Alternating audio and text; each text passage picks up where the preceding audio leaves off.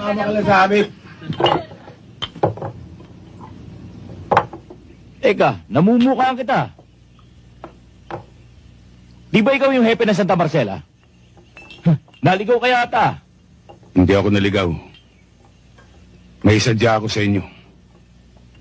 At marahil, alam niyo na kung ano yun. Ba, hindi namin alam yun. Hindi naman kami manghuhula ah. Ganon. Lilinawin ko. Naparito ako para bawiin ang ninyo. Na siyang pato ng bari pugtong. Gusto nilang maibalik ito sa kanila.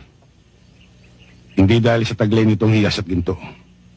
Kundi naging bahagi na ito ng kanilang pananampalataya sa maraming henerasyon. Hindi naman namin kinuha ang pananampalataya. Ginto lang, garing, at hiyasang sa amin. Ang lakas naman ng loob mo, hepe. Dumayo ka pa rito na nag-iisa. Hindi ako nag-iisa. May kasama akong 3.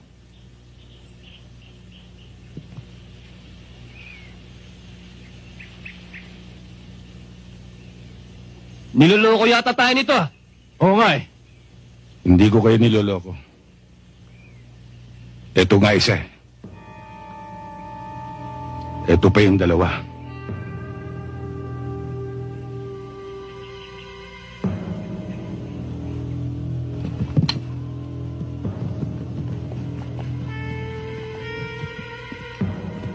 Bibigyan ko pa kayo ng pagkakataon. Ano? Kami pa bibigyan mo ng pagkakataon?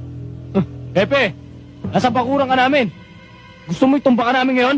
Umalis na muna kayo.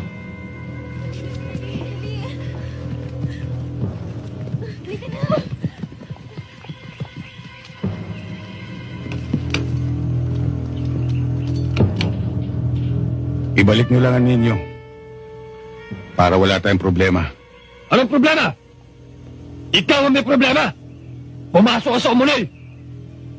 Baka hindi mo kami kilala. Kilala ko kayo. Kayo yung pangkat na sinuka ni Kari ko. Dahil pang sarili lang ang lakad ninyo. Kinakasangkapan nyo lang inyong simulain para mangurakot, magulumbat at pumatay ng tao ng walang dahilan. Ang daming pagsasat!